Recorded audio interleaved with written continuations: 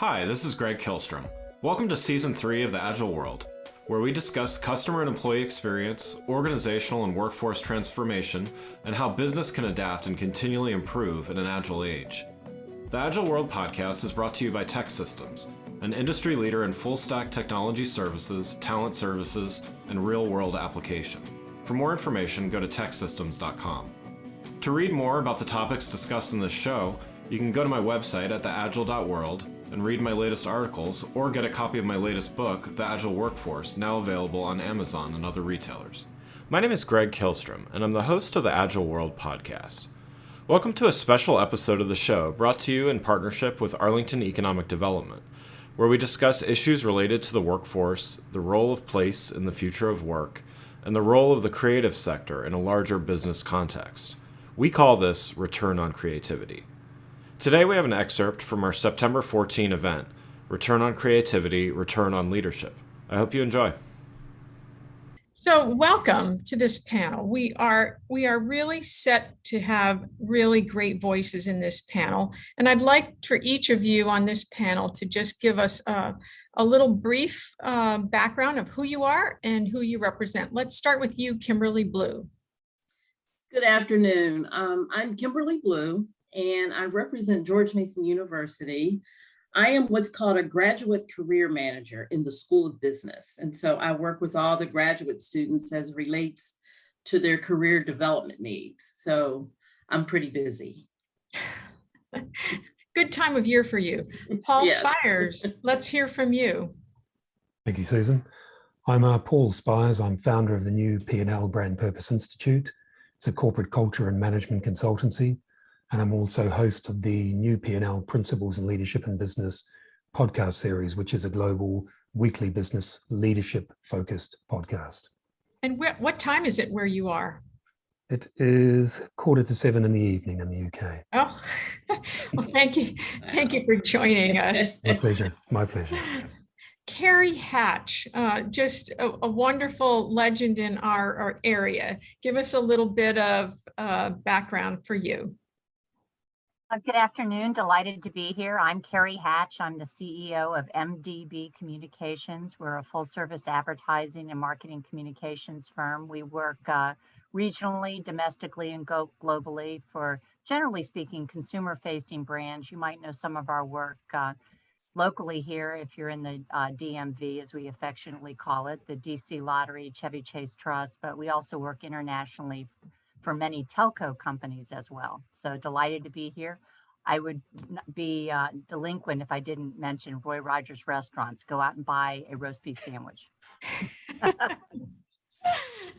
What's exciting about this group on this panel is especially that you represent very different backgrounds and very different industries.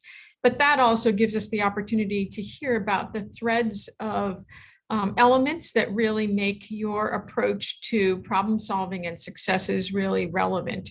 So I'd like to start with a question about, being prepared for the unexpected. I mean, this year has given us, it's put out the welcome mat for what's unexpected that no one could really anticipate.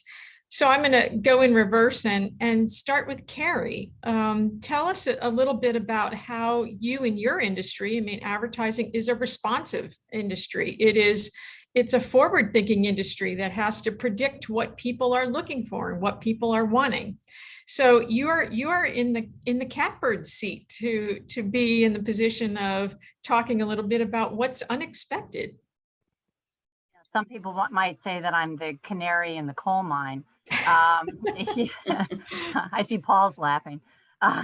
It's an interesting industry. I'm hopelessly in love with what I do, but if you expect certainty, you're in the wrong industry. You need to be able to accept the fact that things are not going to be certain. We are responsive, as you mentioned, Susan, to the needs of brands, depending upon what category and industry you specialize in. For instance, some of my worthy competitors that were very heavy into tourism and hospitality are down 85% in terms of revenue. But being responsive to our clients, which are very diverse, is also the key to success here. there's nothing terribly certain about what we do. What is certain is our brand's needs for our council, whether that's CSR initiatives to be responsive to societal opportunities and needs, or advancing their products or services. And in some cases, based upon what's happened over the last 18 months, that's totally reframing, totally reworking, and working independently and collectively with your team and your clients in a distributed workforce. Well said. Paul, I'm going to guess that there are some of those same principles that you must carry in your work as well. What can you tell us about maybe some things that have been unexpected in your world?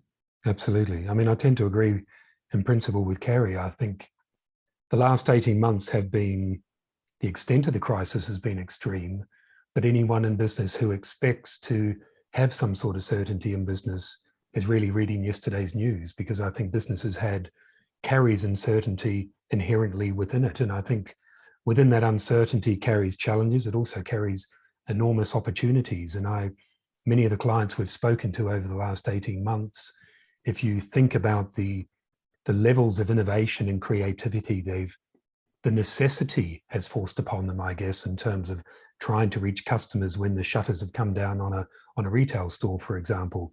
They've had to go online. They've had to find new ways and new channels to reach their customers. That level of innovation and that level of creativity has, although it's been a challenge, has also excited many customers and many clients.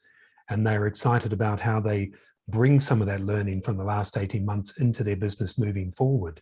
So whilst necessity has bred and forced innovation and creativity over the last 18 months, I think the aggregate effect over the medium term will be positive on business, because many have discovered levels of innovation and creativity they haven't experienced for a very long time.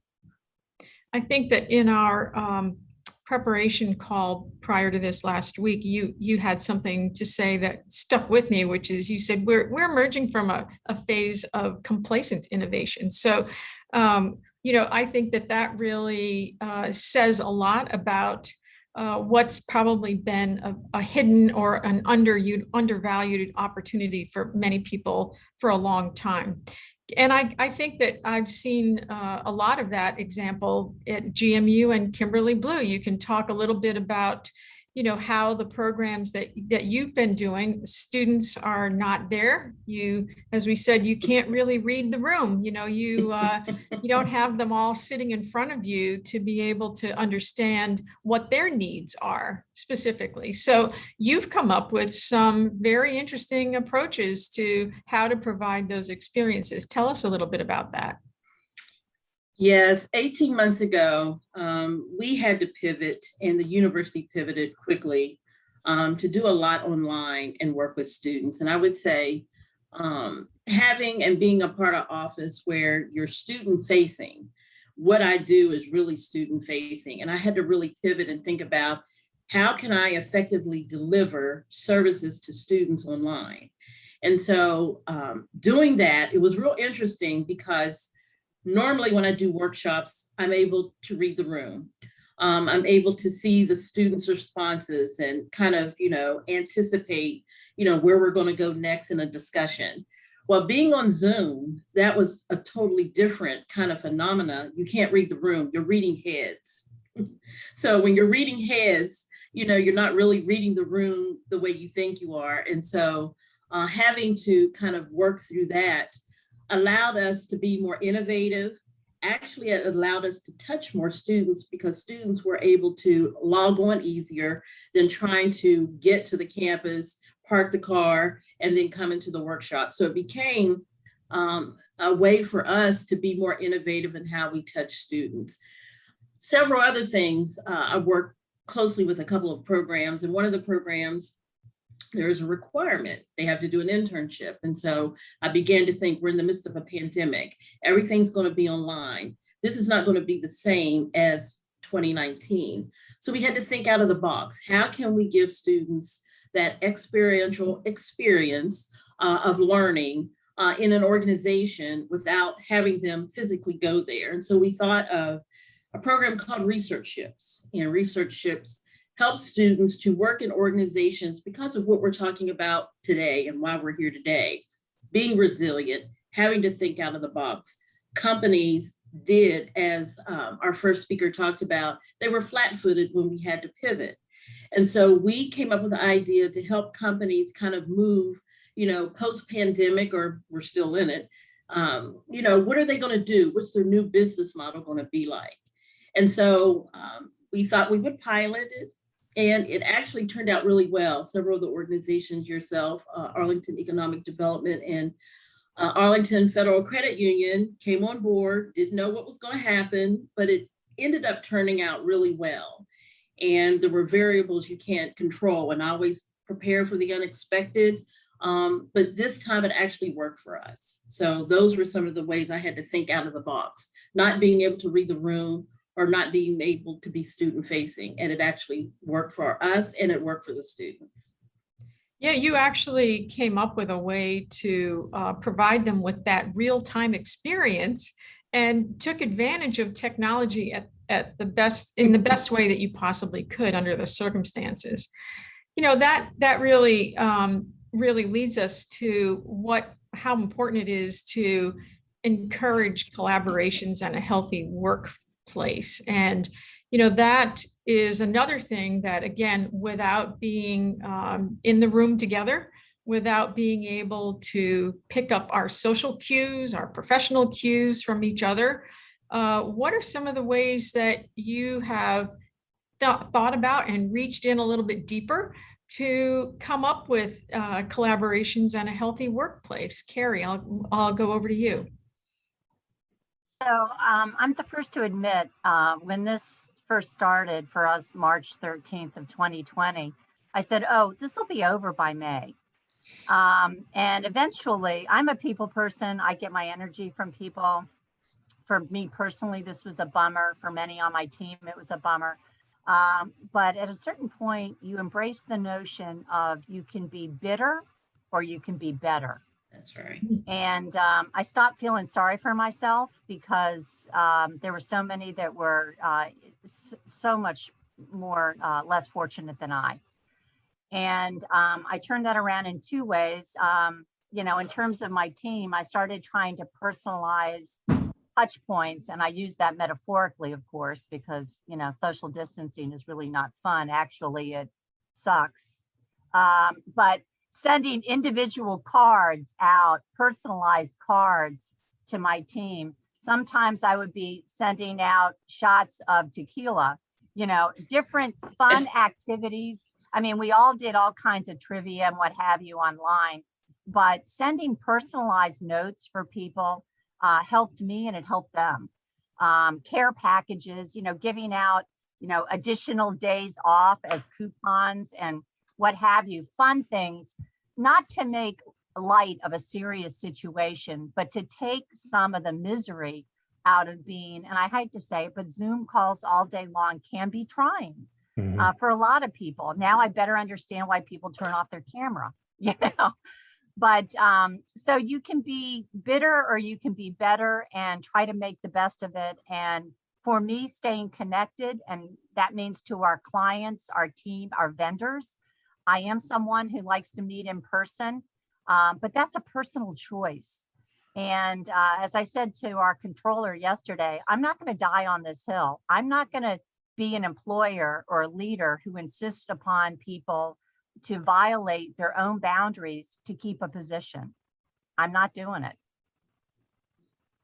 Wow, well said. We're all going to take that be better or bitter away with us for sure. That really sums a lot of it up. Paul, I don't know if in your world, if a lot of your work had already been in a face-to-face environment, or if you had already been moving into a direction of a lot of, consult over the, online or over the phone. So tell us a little bit about your work model and how you've had to look at collaborations differently. It was a bit of both because we work on a global basis as well. But I think the pandemic's only really accentuated the challenges or the opportunities that a business already faces. So those clients that we've worked with who are committed to purpose and committed to creativity and collaboration and positive company cultures, they found a way to get through the pandemic and to continue to find their purpose and create a great culture and collaborate because they are committed to exactly those things. And those company cultures that were already perhaps toxic, or they struggled to collaborate and struggled to come together as a team, that it only accentuated the divisions within them. So I think things like the pandemic only serve to accentuate the challenges that already exist in a business. And many of the clients that we've spoken to have found very unique ways to keep that company culture going. And Cary gave some great examples there as well. And many of the technologies that, collaborative technologies and visual technologies that people have installed and utilized over the last 18 months, they will bring on stream as they move to a more hybrid model as well. But I'm not concerned about the great companies that went into this pandemic, because they will find ways to collaborate, find ways to maintain that culture because they're committed to it. And it only exposes the challenges with those who already had those problems and maybe before the pandemic were able to paper over them or create a veneer of some sort of positive company culture. It's only exposed that, I think. Wow. Yeah, the cream always rises to the top when they're good. Kimberly, in your world, academics have a fairly set path about how they deliver, your content. Let's say, you are there to bring a curriculum to your audience. You're there to prepare the next generation of a workforce for whatever area they're specializing in.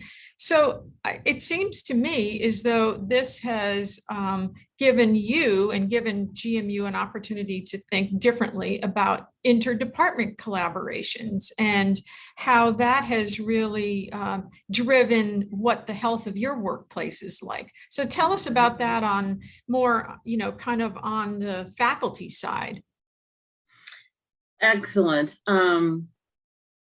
As I said earlier, we all had to pivot to figure out how we were going to effectively, we can deliver services, but effectively deliver our services to students. And as I mentioned earlier, one of the things that we wanted to make sure is that we were all on the same page in how we were working with our students. And part of that was really with some of the services that are student focused, really partnering with the academic side, the faculty, and how we were going to work with students. I teach a class too, but my class is a little different in the way I teach it.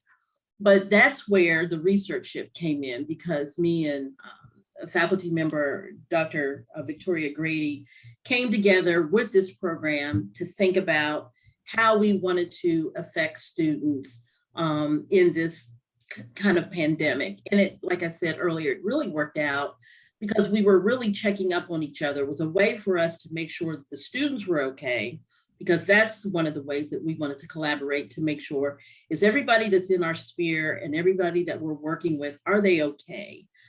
Because like I said, you can't read a room, you're reading Zoom.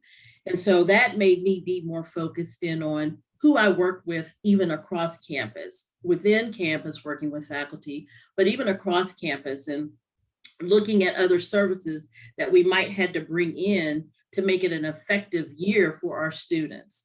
And so when we talked about some of the things that we were going to do with our students, I was very pleasantly surprised that most of the faculty, most of the staff that we had to collaborate activities with were on board. And they felt that everything that we were doing as it related to students, and especially this researchship, it really worked out. I always say that I can control the pieces of the puzzle, but I couldn't control, the reaction of the students, the reaction of the company. And so we were fairly lucky in that all the pieces were well put together, but the students, I think, because of our collaboration and interaction with them, did well in these opportunities. And the companies that we work with did well. And faculty that we talked about this particular opportunity with work well with us. And we're very excited about us doing this. So one other thing that I would say in regards to this whole process, and it's almost like our well-being, I made it a point as someone in the graduate school to check up on colleagues to make sure that they were doing okay, and that if they were to deliver a service to our students, are you able to deliver it? Are you able to deliver it in the way that in which you want? So checking up on them and how they were going to work with our students, to me, was very important, because that can affect the health of our student and our program. So it was kind of three different prongs that we were working with: the students, the faculty, and us, the staff, to make sure everything went well at George Mason University as it related to collaboration. I think you can claim that you are the unique ones, that you are the pioneers of that approach, because that is not something that is the typical experience with having students interface with public sector or the private sector, I'm sure. So bravo. I think that a lot of the things that you're saying really fit well with kind of the next piece of this, which is, how do we can maintain a renewed focus on the work-life balance? I mean, people, I think, talked a lot about work-life balance prior to the pandemic from the standpoint of whether people were working part-time. We had many fewer people who were teleworking at the time. And now we have seen, what's being typically called the Great Resignation, that people have experienced this past year in such extreme ways that they are just abandoning their positions altogether, for better or for worse. And so I think that for a company, and I'll move over to you, Cary, now to say, this is going to be an even more important component of retention. We all talk about in economic development about business attraction and retention, but we also talk about the talent pool, and we talk about, how are companies, do they want to come to a place like Arlington for the talent? And is the talent going to stay here? Is the talent going to be restless? Is the talent going to, what do they need to be able to stay committed to working for you if they're the right fit? So maybe that's given you some opportunities to be relieved about people as much as it is to look at who you really want to foster. But talk a little bit about that, because that's another leadership challenge of, what do you do to make sure that people are staying connected? Well, the good news is it's an opportunity with a distributed workforce. We've hired people, in Washington State and Florida and New York. It gives us the opportunity to hire a more diverse group of talented individuals. My industry has less than 5% people of color. And I don't say that proudly. I say that as an opportunity to look nationwide or even outside of our own country to attract and retain people. So from that standpoint, it's a wonderful and brilliant opportunity.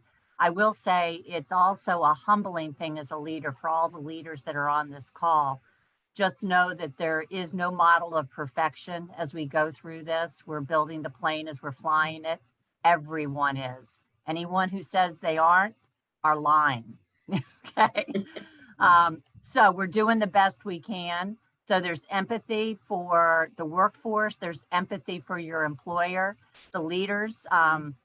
Your own self-care through this is an important factor, because the optimism, authentic optimism, back to your point about being authentic, authentic optimism is an imperative, and how you model your own behavior will be reflected in your team. Right. So I, as you know, Susan, for many years have been very keen on attracting and retaining talent to the DMV. Native Washingtonian, love this region. In order to make us more competitive, we do have to have a diverse workforce, but the cost of living here can be a challenge. Working with a distributed workforce allows us to acquire that talent. They may or may not have to be in the DMV.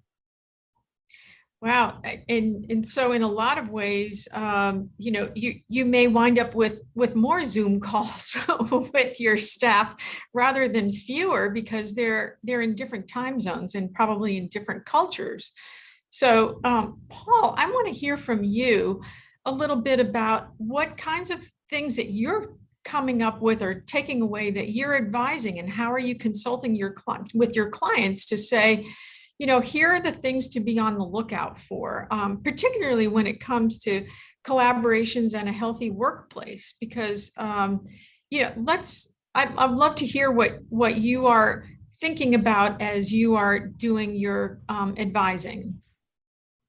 I think Kimberly gave a great example just before in terms of one of the key threads to retention, and that is the collaborative communication, having a dialogue with those stakeholders, not just a monologue as a leader. And many of the clients we're speaking to, I don't think any of these things are particularly rocket science. They are thinking about, with intention, thinking about the people you're speaking to, communicating with them, not making any assumptions about what they understand or what they don't understand, but asking them the questions and bringing them into the conversation rather than talking at them. And I think the statistics show, and certainly many conversations I've had also demonstrate, that many people leave a job not necessarily because of salary or even promotion, but because they feel they're not listened to, they're not engaged, that it's always leaders talking at them, not with them.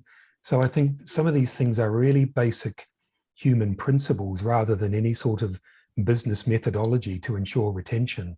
It's treating people with respect and trusting people and treating people as peers in business, regardless of whatever role you happen to play, whether you happen to be a CEO or you happen to be an account exec or an assistant or whatever the case may be.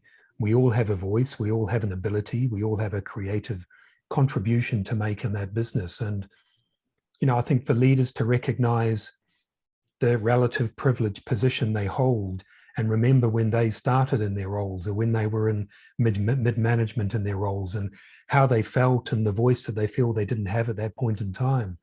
As I say, I don't think any of this is anything more than how we relate to each other as humans. And the more we speak to each other with that respect and with that empathy and with that authenticity, the more we will retain people on the basis not of their role and not of their salary, but on the basis that we respect them and they understand that. You I think touched on something that Antonio led off with, which was that moment of making sure that you pause along the way. And pausing in this scenario, I think, is a way of remembering that we need to listen, and that rather than a leader being the one who's doing all the talking, but to be able to stop and hear the people, whether they're your peers or whether there are your employees or whether they're your clients, can be a tough lesson to learn. But this has certainly, I think this set of circumstances is a good reminder of how important that key, not rocket science, but harder to do than it sounds, is to really listen. I want to also just hit on the fact that one of the important components in this leadership role is, how do you stick true to your principles while you're really moving around and changing physical spaces? I mean, that is, you don't have the confines of the physical structure to be able to say, let's meet over here, or just while we were in this meeting, somebody had left a laptop in this conference room that I'm in, that I had reserved, and wasn't thinking that there would be somebody else in here. But that's going to be certainly something that will be an ongoing challenge, is how do you find the way to connect in these shared spaces that are going to be completely different than they were 18 months ago. So Kimberly, I don't know whether your classrooms or your offices are taking on a different role than they once were, but tell us a little bit about how George Mason is looking at that. I mean, you're on the cusp of, building out a new extension to a campus here in Arlington. Right. So I can only imagine that architecturally, that's going to be one of the really important factors, is How are we managing to stick to our principles in a space that's not the same as it was? You know, that's that's really apropos or appropriate so much now. Today I'm working from home, but there are a couple of days a week I do go into the office. And it has been a struggle, I'm not going to lie. It's very different to go back in. And I think we as George Mason University, I think many of us on campus, I don't know if it's a struggle for everyone, but I think it's different for everyone. We've entered into the new normal. And with this new normal, I remember pre-COVID, we would talk about we didn't have enough space at Arlington. Everybody doesn't have an office. We have an abundance of space now because you have people now that are working from home several days a week. We're building the new annex, to that space as well. But it brings up several things that I want to go back to that I think are real important. It ties directly into this. How people show up daily is key. Mm-hmm. That is so key, whether you're physically there or whether you're on, digitally, whether you're, on your laptop. Do you have your camera on or do you have your camera off? It is almost the same thing when you would go into the office. How are you feeling that day? So it's the same thing. And so we are going to have to get used to that new normal. And at a university setting, we as faculty and staff have to be mindful of what we do and how we do it, because we're influencing students. They're watching us. They're watching everything that we do. So how we navigate this is going to be key. And I would say for my job specifically, how I navigate and my authentic self in regards to how I'm feeling daily is key, because I coach students. I do career coaching. So I'm talking to them of how they have to show up on their job. So it's almost like what I exhibit and what I model, the students are going to be taking away and thinking about how I'm talking to them and what they have to do on their job.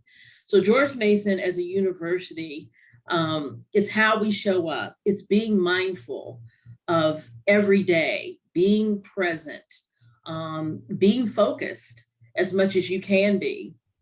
And then I always have to drive into students to let them know.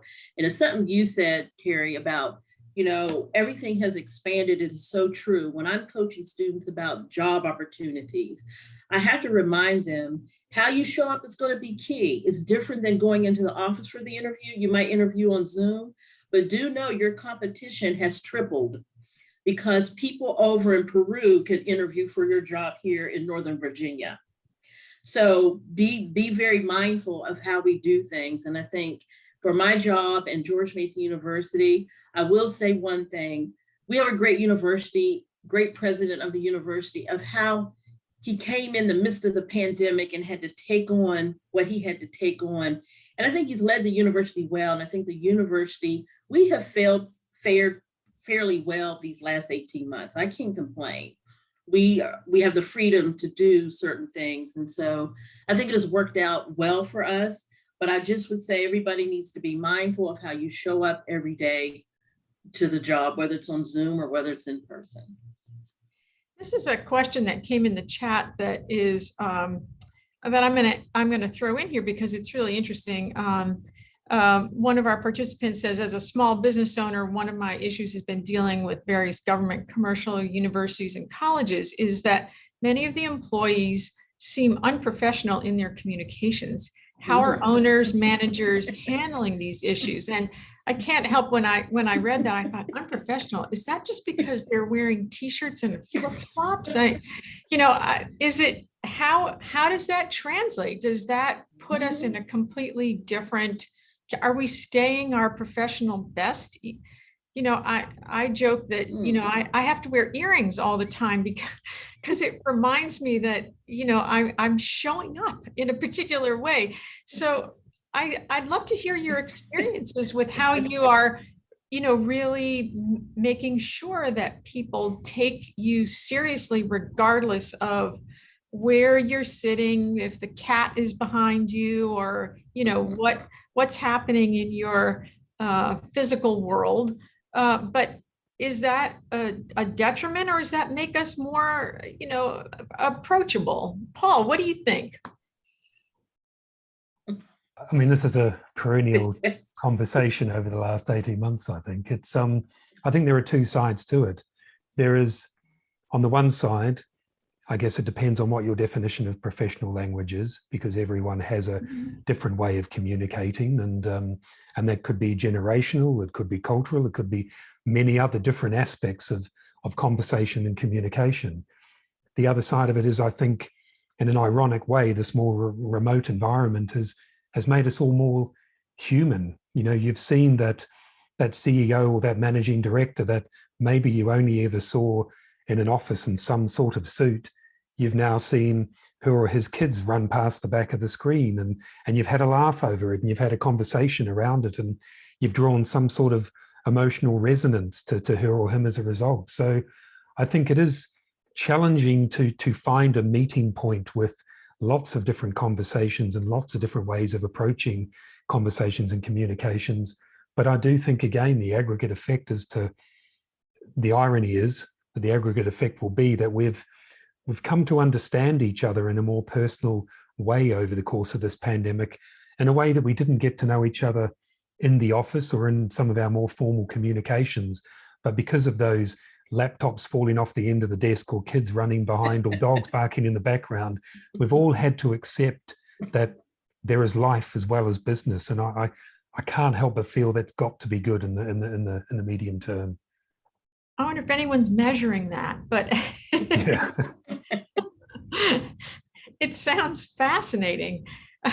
Cary, you've probably had, I think that in your world, I mean, I'm looking back, remembering that when Arnold Advertising had moved their headquarters to Arlington, and they had gone to quite an incredible extent to have a space that was not only culturally reflective of their work, but very futuristic looking. I think somebody once said it looks like the inside of an iPhone. It was, super white. It was an absolutely jaw-dropping kind of an environment. And I think that your industry is probably noted for having those unusually eccentric and unique and beautiful and eye-dropping, eye-popping kinds of environments. So how do you, now that people are not in those spaces all the time anymore, how do you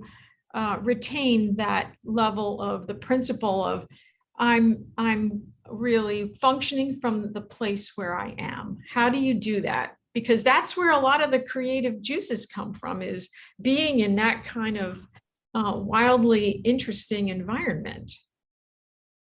Yeah, it's a challenge. I mean, I so appreciate Paul's remarks and Kimberly's remarks, because it's interesting when you think about internal teaming on an assignment versus how you have to show up for a client, or in our case, pitch work. So the image you project and how you show up is quite different, because to your point, Susan, like it or not, we're evaluated on not just the content of the ideas that we present and the prospect of success for whatever brand we're pitching. It's, do you want to work with these people? How do they connect with each other? You are judged on your space. You are collaborating. I believe that advertising is a team sport.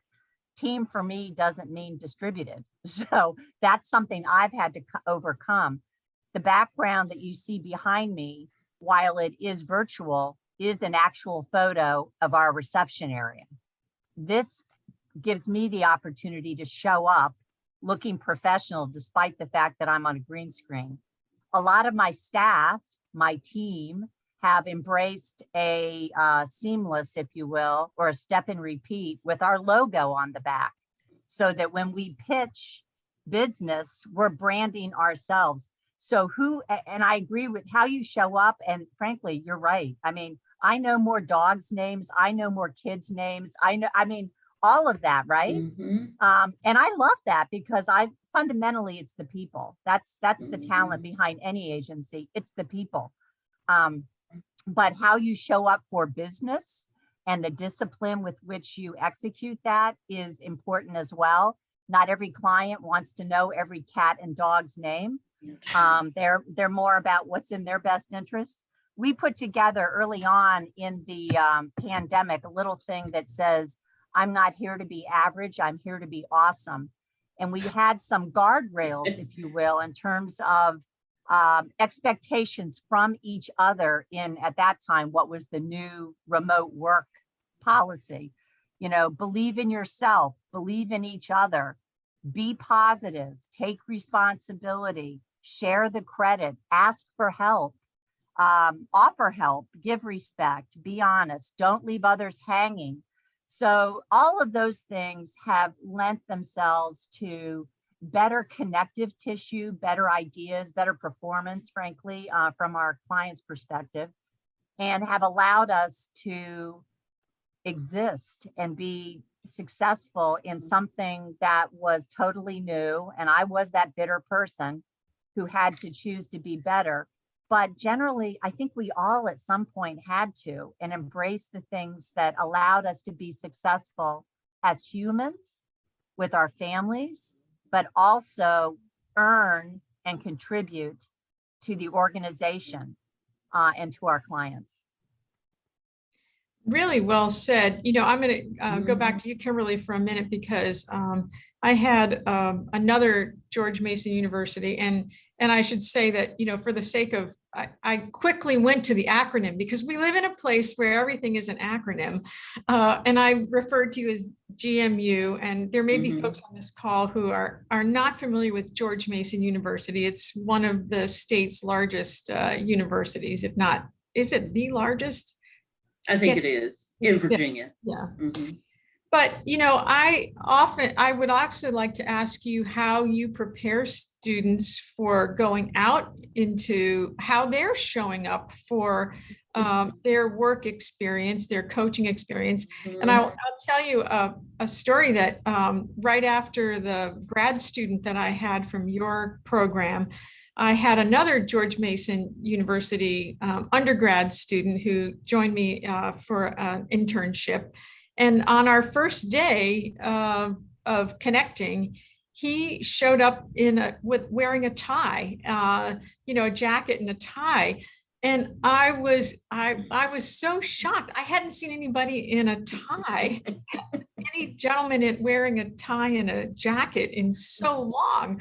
And I said, "You're wearing a tie." It took me so by surprise. And he said, "Well, I'm here because, you know, this is a work experience." So, you know, he didn't come out of your area, but, you know, a completely different division of Mason. But tell us a little bit about what that's like, of how you are coaching, because again, you know, the lines are blurred of That's right. you know, whether you are there in a buttoned up appearance or whether you are there in a super casual one. So, you know, there's got to be some fine line of guidance that you're giving students about how they're expected to show up.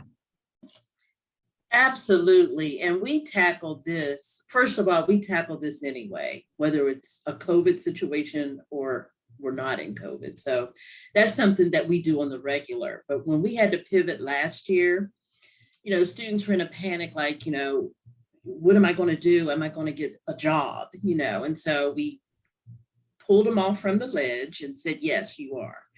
But in pulling them from the ledge, it was a matter of how they were going to show up.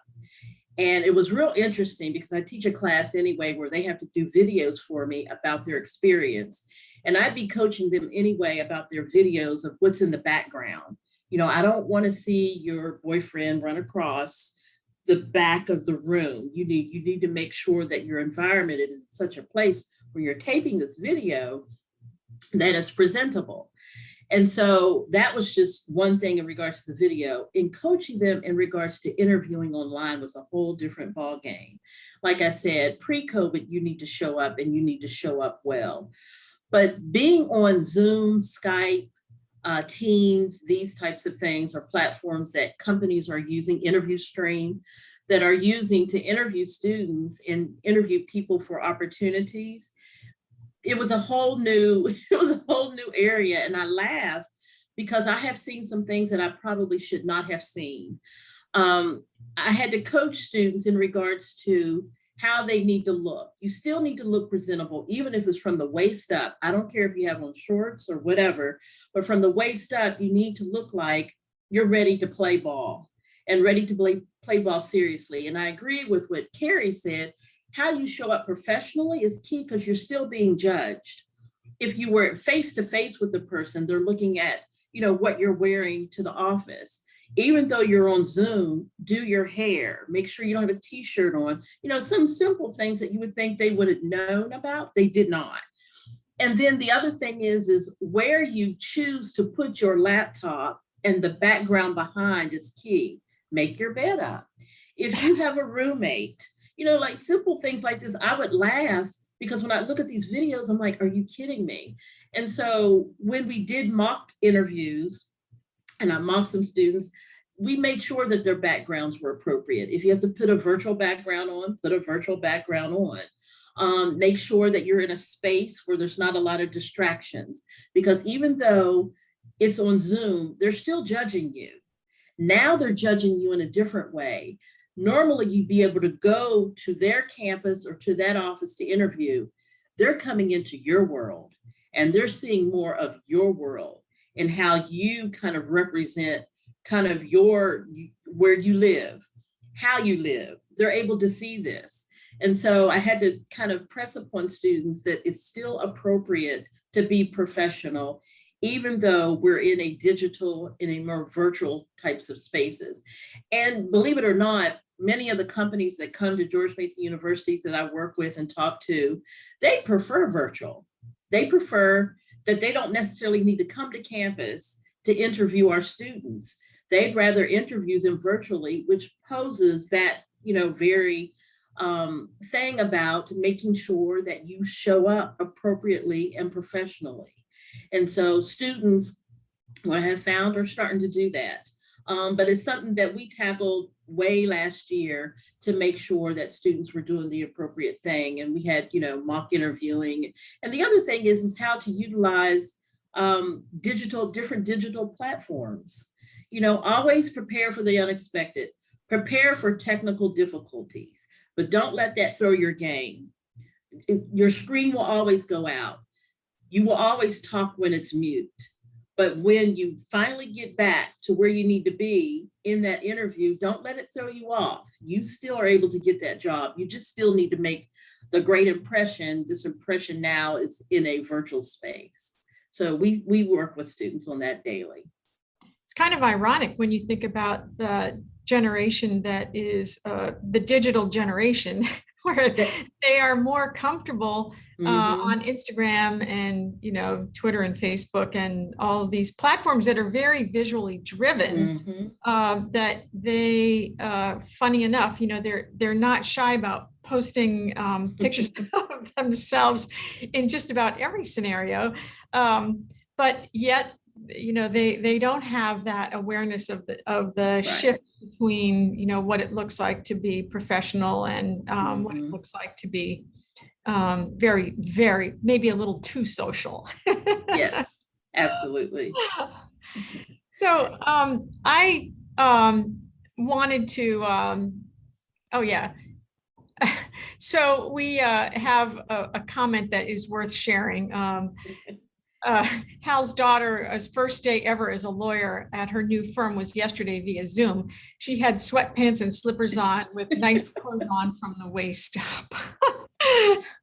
So, yeah, I don't think there's anyone on the face of the planet who has not had that experience of, wearing super comfy from the waist down and, something professional from the waist up. As long as you're wearing your earrings, you're good.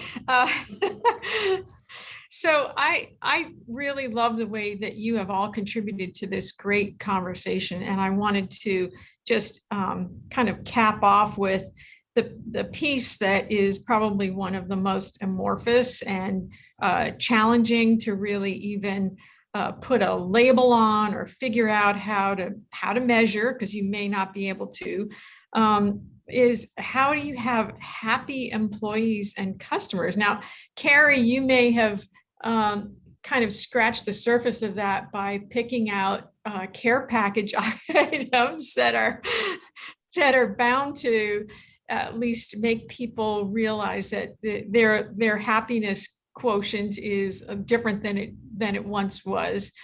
But Paul, how are you looking at that? I mean, obviously, if it goes beyond, I think we're at a point where it goes beyond satisfaction. You know, we talk about customer or employee satisfaction with their work or with their experience with a company, if they're going to be a repeat customer, if they're going to stay as an employee for a long time.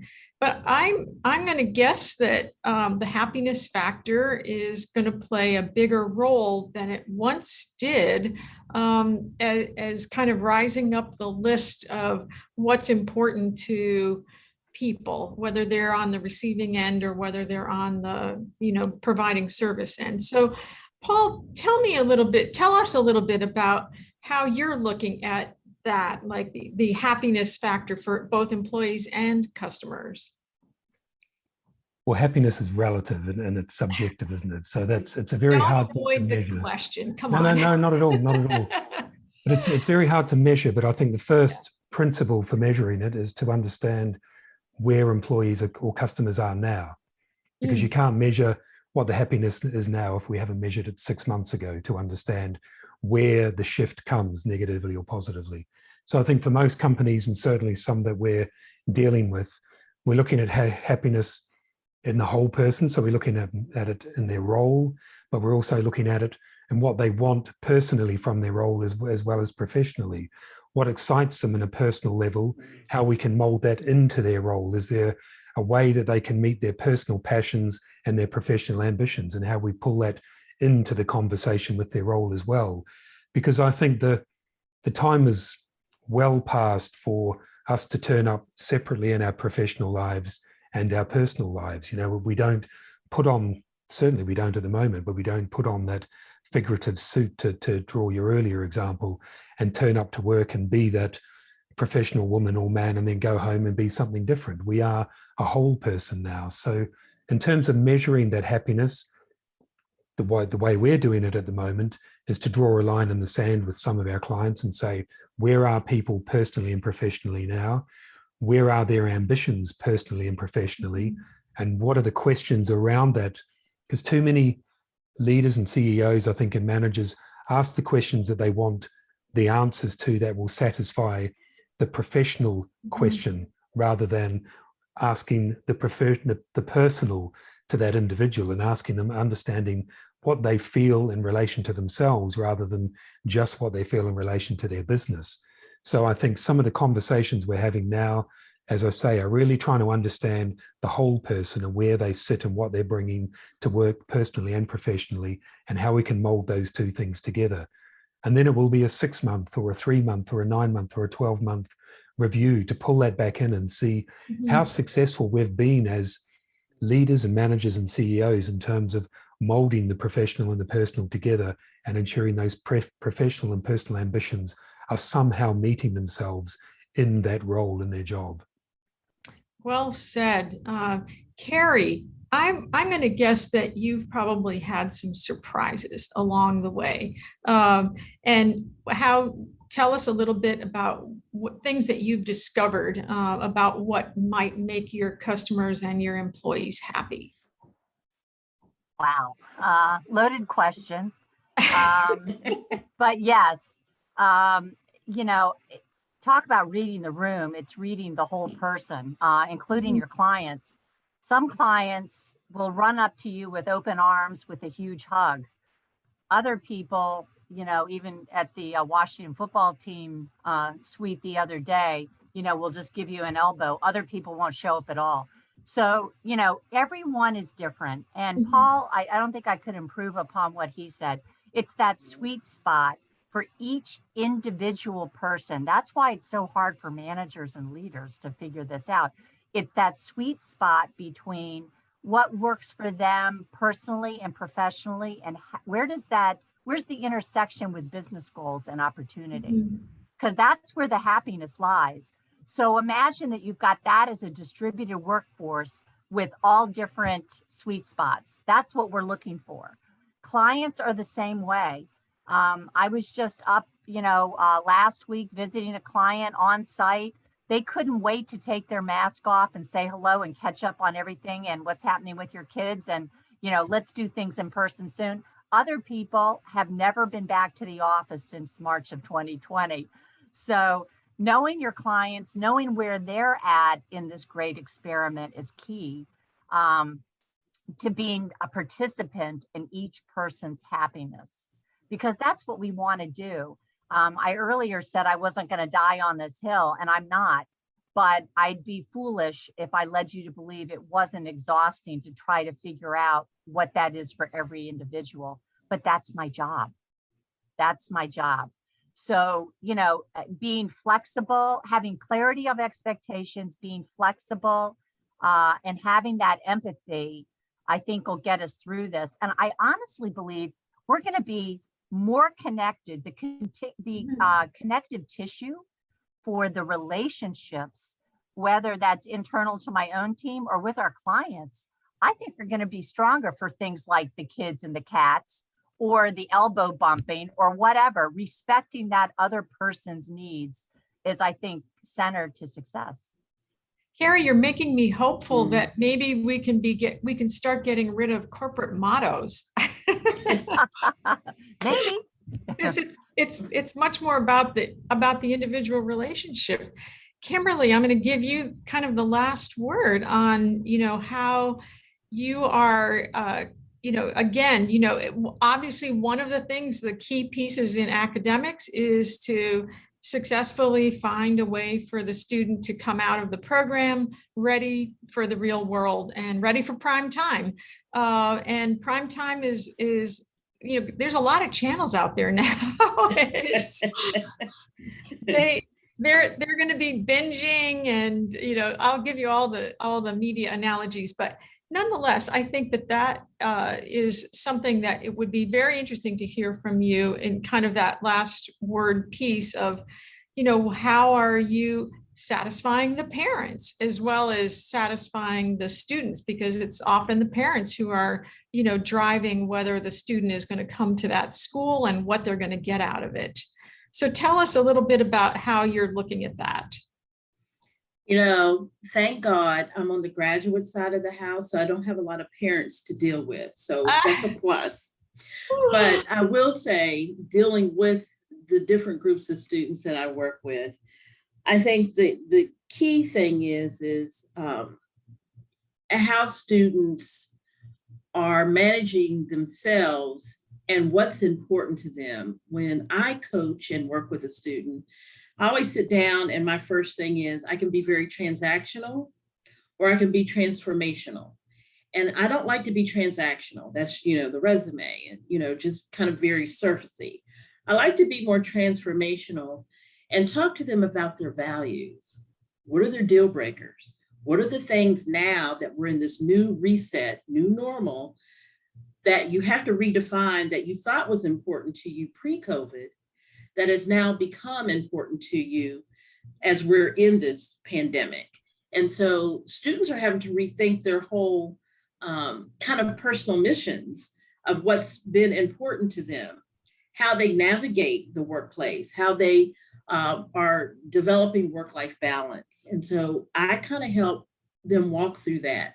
My job, I like what I do because, like I said, I can be very transactional, but being transformational gets them to think deeper about who they are and being their authentic self in the workplace and being authentic, with their families. And as everybody has said, because we're living in a virtual space, everybody has had to do that because they've seen your house. They've seen whether you have books or you're in your library or not. They've seen the kids run around. They've heard the dog bark. So I think that helps them with their own personal values. And what I try to do is make sure that we discuss that now. That's a part of the coaching process. That's a part of who they are. When students are looking for opportunities and jobs, I talk to them not just about the job and just about the transactional. I talk to them about, okay, why do you want this position? How is this going to help you and make your life better because you applied for it for a reason. And so what is it that you want to do in going from A to Z to make this work in your world? And so I think that that's very important in how we are approaching. And it's something that Cary said, I think she said it in passing, but it was real key. In regards to the business schools nowadays, or just any department or anybody that's kind of pushing students out there to go get opportunities and jobs, especially business schools, because I'm in the business school, we have to rethink things too. Professors are rethinking, what are we teaching our students? Because this is a new business model, a new business world now, where we will never be like March 1st, 2020, ever again. We're totally different. And so knowing that, universities have to rethink, okay, we're graduating students, and are we graduating them for the world that we have now? Is it appropriate? So we're having to make, changes and thoughts about, what are we producing? And like I said, thank God I don't have to worry about the parents, but when I'm working with a lot of MBA students who are already working and they're coming to see me, that can be challenging in a good way too, because they're challenging themselves and their workspace and their work world and what they're doing. And they're rethinking their work-life balance. They're working at particular companies and they want work-life balance. So we're having to rethink, those types of models of the types of students that we're producing. And when you're coming to college, getting this degree, what does that mean? And so that's how we're focused in on kind of this new normal, this new reset. I think it's a positive thing because I think it gets back to people not being so robotic, but being really true to themselves of what they really want out of their life and out of their world of work. Oh, thank you. I don't want this conversation to end. And Kimberly, we're going to be hearing more about education in our December event. But for today, I want to thank you all for the way that you have just given such wonderful insights and information and ways that you have approached your leadership, because that is really telling that across the board, it really does take unique personalities and unique and constant drive. You're doing a lot of it in many different ways. So thank you again, all three of you, for being on this panel and contributing to a really great conversation. We've gotten really good comments in the chat, so we're happy to say that you've contributed very well. So thank you. Thanks again for listening to the Agile World podcast, brought to you by Tech Systems. I'm your host, Greg Kilstrom. If you enjoyed the show, please take a minute to subscribe on your podcast channel of choice and leave us a rating so that others can find the show more easily. You can learn more and get a copy of my latest book, The Agile Workforce, from my website at theagile.world.